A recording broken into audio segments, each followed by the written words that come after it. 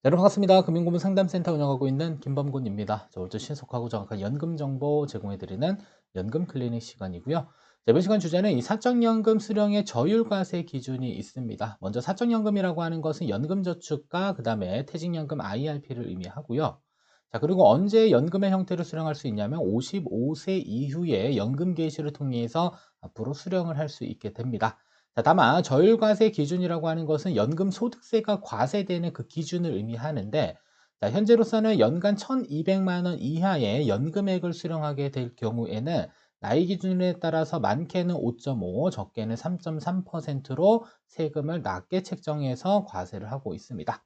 자, 반대로 1,200만 원이 초과했었을 경우에는 이제 종합과세를 선택하든지 아니면 16.5%의 분리과세를 선택해야 되기 때문에 상대적으로 세금을 많이 부과하게 된다라고 보시면 되겠는데, 자, 어떠한 개정안이 나왔냐면 현재 국회에 발의되어져 있는 상태입니다. 앞으로 어떻게 될지는 모르겠으나, 자, 이 기준금의 1,200만 원을 2,400만 원까지는 상향 조정해야 된다라는 내용이 하나 있었고요.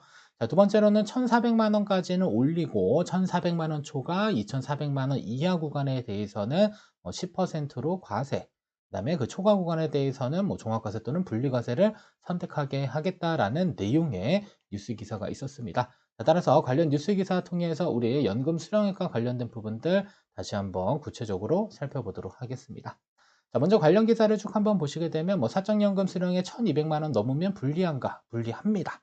자, 그리고 저율과세 확도를 검토하고 있다. 그래서 1,200만 원 기준이 너무 낮다라고 해서 이 저율과세 확대 검토라고 하는 것은 이 1,200만 원의 연간 연금 수령액을 상향 조정하겠다라는 이야기로 볼 수 있겠고요. 자, 그리고 연간 1,200만 원 이하면 소득세율은 3에서 5%의 저율과세 되지만 연간 1,200만 원 초과에 대해서는 15%가 적용됩니다. 여기 15%의 부가세 10%까지 포함해서 16.5%라는 표현을 계속적으로 사용하고 있다는 점 알고 계시면 되겠고요. 그래서 여야 의원 모두 저율과세 기준을 상향 법안 발의했다라는 내용, 그리고 기재부도 내부 검토 중이다라는 내용 가지고 우리 조금 더 연금에 대해서 세부적인 공부를 진행해 보도록 하겠습니다. 자, 먼저 사적연금에 대한 부분은요. 자, 연금저축이 있고요. 그 다음에 퇴직연금이 있습니다. 그래서 연금저축은 신탁보험 펀드가 있고요. 그 다음에 퇴직연금은 IRP다라는 점만 보시면 되겠고요. 자, 그리고 여기 사적연금에는 공적연금은 반영되지 않습니다. 자, 그리고 연간 1,200만 원 기준, 자, 이런 데는 국민연금, 공무원연금 이런 것들은 모두 다 반영되지 않습니다. 오로지 사적연금에 대해서만 적용되는 부분이다라고 보시면 됩니다. 따라서 연금소득세가 과세된다 이러면 사적연금이지 공적연금은 그 금액 안에 포함되지 않는다라는 거 먼저 기억하시고요. 자, 두 번째로는 연금소득세 과세 대상 소득 원천을 기억하셔야 됩니다. 먼저 연금저축과 관련된 부분.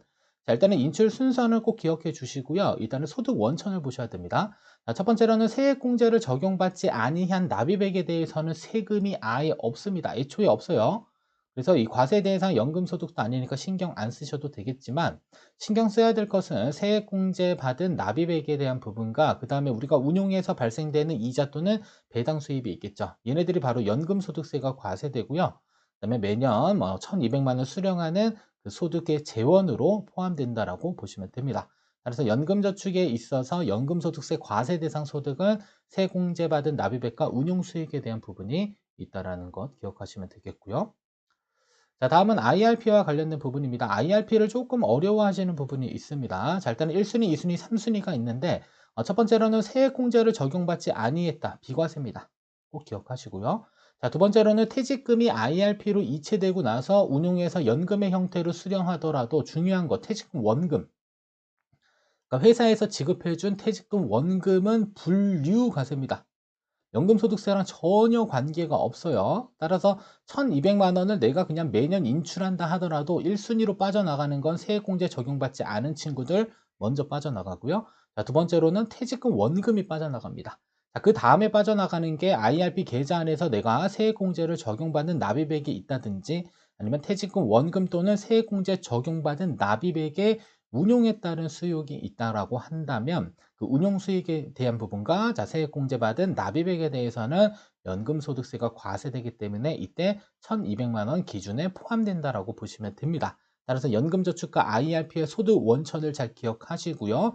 자, 그다음에 인출 순서가 있기 때문에 인출 순서에 따라서 차등적으로 과세 여부가 결정된다라는 사실을 알고 계셔야 됩니다. 그냥 단순히 내가 수령하는 모든 금액의 1,200만 원에 대해서 세금을 너무 많이 가져가는 거 아니야 라고 생각하실 필요는 없습니다.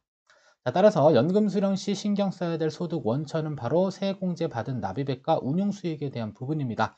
퇴직금, 원금에 대해서는 크게 신경 쓸 필요가 없습니다. 다만 세금은 있습니다. 이연 퇴직소득세가 과세되는 점은 있지만 이 1,200만 원 소득에는 포함되어 있는 내용 아니니까 신경 쓸 필요는 없고요. 따라서 세액공제 받은 납입액과 운용수익이 바로 연금소득세 과세 대상 연금이다라는 사실을 기억하실 필요가 있습니다. 자, 그리고 나머지 1,200만 원 미포함 소득 원천은 이 세액공제를 적용받지 않거나 얘네는 무조건 그냥 비과세예요. 자유롭게 인출 가능하고요. 그다음에 퇴직금 원금에 대한 부분, 이 친구들은 연금소득세 과세 대상 연금이 아니다라는 점만 잘 알고 계시면 되겠습니다. 자, 그러면 현행 연금소득세율은 어떻게 되냐면 1,200만 원 미만과 1,200만 원 초과 이렇게 구분이 되어져 있습니다. 그래서 어찌됐든 간에 연간 1,200만 원 이하로 수령하는 것이 이 세금 측면에서 월등히 유리합니다. 뭐 딱 비교만 해봐도 그죠? 1,200만 원 초과하게 되면 내가 타소득이 있다. 인데도 불구하고 내가 최저 6%의 세율 구간이다라고 한다면 어찌 보면 조금 유리할 수는 있겠으나 만약에 6%를 초과하는 그 순간부터는 세율 구간의 차이가 있습니다. 그죠? 최저 5.5에서 3.4%까지 적용받을 수 있는데 어찌됐든 1,200만 원이 넘어가게 되면 세금 부담이 무려 몇 배 이상 증가할 수 있다는 점 보시면 되겠고요. 따라서 이 1,200만 원 기준이 너무 낮다라고 해서 변경된다면 다음과 같이 변경될 수 있을 것으로 보여집니다. 자, 첫 번째 발의 내용은 2,400만 원 미만 기준입니다. 그래서 연간 수령하는 연금 수령액이 2,400만 원 미만일 때 저율과세 해주고 2,400만 원을 초과했었을 경우에 종합과세 또는 분리과세를 선택하는 기준이다. 이게 가장 좀 파격적인 법안 발의였습니다. 조금 더 파격적이었고요. 자, 그 다음에 이제 두 번째 기준을 좀 보도록 하겠습니다. 자, 두 번째 법안 발의된 것은 일단 1,400만 원 미만입니다. 그래서 1,200만 원에서 200만 원 기준 딸랑 올려줘서 1,400만 원 미만이고요. 1,400만 원 초과됐었을 경우에는 뭐 이렇게 종합과세와 분리과세 한다라고 하는데 이럴 거면 차라리 안 바꾸는 게 좀 낫지 않나라는 생각이 듭니다. 네, 어떠한 의원이 바로 이렇게 법안을 발의했다라는 내용이 있고요. 자, 그다음에 세 번째 법안 발의는 1,400만 원 미만 저율과세. 다만 1,400만 원 초과 2,400만 원 이하일 경우에는 분리과세 10% 세율로 과세. 자, 그리고 2,400만 원이 초과됐었을 경우에는 종합과세와 분리과세를 선택하는 기준으로 바꾸겠다라는 내용의 법안도 발의가 되어져 있습니다. 아마 셋 중에 한 개가 이제 이제 뭐 개정된다라고 볼 수 있을 것 같은데 뭐가 될지는 사실 잘 모르겠습니다. 일단 가장 파격적인 것은 1번 2,400만 원 기준으로 바꿔주는 게 가장 파격적이고요. 그 다음에 2번 법안 발의는 가장 좋지 않습니다. 꼴랑 200만 원 올려주면서 뭐 소득세법을 또 개정하는 것은 사실 조금 좋지 않다라고 볼 수 있겠고요. 그다음에 세 번째 법안 발의는 뭐 그런대로 괜찮습니다. 다만 1,400만 원 미만에 대한 저율과세 기준이 너무 좀 낮게 책정된 부분들이 있기는 하지만 초과 부분에 대해서는 또 일정 부분 세율을 낮게 해서 분리과세 혜택을 준다라는 내용까지 이렇게 세 가지로 구분되어져 있기 때문에 어떻게 바뀔지는 모릅니다. 그리고 언제 바뀔지도 모르겠으나 일단 중요한 것은 여러분들 이러한 소득세법이 개정되는 것보다 더 중요한 게 바로 결론에 있습니다. 일단은 긍정적인 검토 이루어진다면 개정될 가능성 높습니다. 제가 관련 공부를 강의한 지가 한 10년이 채 넘어가는데 아직까지도 계속 1,200만 원 기준을 고수하고 있는 건 사실입니다. 따라서 물가도 많이 올라간 만큼 이러한 연금소득세와 관련된 부분들의 개정이 이루어질 가능성은 높다라고 볼 수 있겠고요. 다만 생각보다 연간 1,200만 원 이상 연금 수령하는 거 어렵습니다. 자, 이유는 두 가지가 있어요. 첫 번째로는 연금 수령 한도가 적용됩니다. 자, 일단은 중요한 건 저율과세의 개념은 연금 수령 한도 이내에 연금을 수령했었을 경우에 저율과세 되는 거고요. 그 기준 금액이 바로 연간 1,200만 원에 대한 부분까지도 함께 결합되어서 우리 연금소득세가 저율과세 된다라고 보시면 됩니다. 따라서 연금 수령 한도는 일단은 해당 평가액, 내 연금 계좌의 평가액에다가 11 마이너스 그다음에 n을 차감해 주고요. 나눠줍니다. 여기에 120%를 곱해서 수령 한도를 계산할 수 있습니다. 자, 그래서 연금 수령 연차가 높지 않다. 이 N값이 수령 연차입니다. 만약에 N값이 높지 않다라고 한다면 생각보다 1,200만 원 넘기는 게 어렵진 않습니다. 예를 들어서 그냥 쉽게 평가액을 5천만 원으로 볼게요. 자, 5천만 원 놓고요. 내가 1년 차로 이렇게 수령한다라고 한다면 11-1이 되고요. 자, 여기에 이제 120%는 이렇게 곱해서 우리가 뭘 계산할 수 있다? 연금 수령 한도를 계산할 수가 있습니다. 계산해 보게 되면 600만 원 이렇게 계산이 됩니다. 그래서 연간 수령하는 연금액이 600만 원 초과하게 되면 이때는 저율과세가 아닌 일반과세로 모아서 분리과세 또는 종합과세를 선택하게 되는 이러한 구조로 되어져 있습니다. 따라서 여러분들 연간 1,200만 원 수령하는 거 그렇게 쉬운 문제는 아닙니다. 따라서 연금 수령 한도도 적용되고요. 자, 그리고 여러분들이 운용을 제대로 하지 않게 되면 운용 수익률이 상당 부분 저조하기 때문에 실제로 많은 연금액을 수령하고 싶어도 그 연금액의 평가 금액이 낮기 때문에 생각보다 많은 연금액을 수령할 수 없게 됩니다.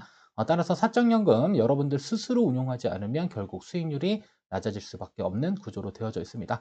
가끔 뭐 금융회사에서 운용을 제대로 해주지 않기 때문에 연금 평가 금액이 낮고 아니면 수령액이 낮다라고 이야기하시는 분들이 있는데 잘못된 생각입니다. 사적연금은 여러분들이 스스로 선택해서 운용을 하지 않으면 어쩔 수 없이 수익률은 낮아질 수밖에 없는 이러한 구조로 되어져 있다는 사실을 꼭 기억하실 필요가 있겠고요. 자, 따라서 연금제도 그다음에 세금에 대한 공부는 정말 많이 하시는데 안타깝게도 연금 운용에 대한 공부를 하는 분들을 그렇게 많이 보지는 못한 것 같습니다. 따라서 연금 운용에 대한 공부까지도 충분히 하신 상태에서 이렇게 좋은 내용으로 자, 세법이 개정되면 여러분들이 미래에 수령하는 연금액에 대해서도 적정 수준의 세금이 부과되면서 세금을 수령할 수 있지 않게 되지 않을까라는 생각을 해봅니다. 자, 여기까지 시청해 주셔서 감사하고요. 여러분들 구독, 좋아요, 알림 설정, 자, 금융공부 영상 제작에 큰 도움이 됩니다. 자, 여기서 이번 시간 영상 모두 마치도록 하겠습니다.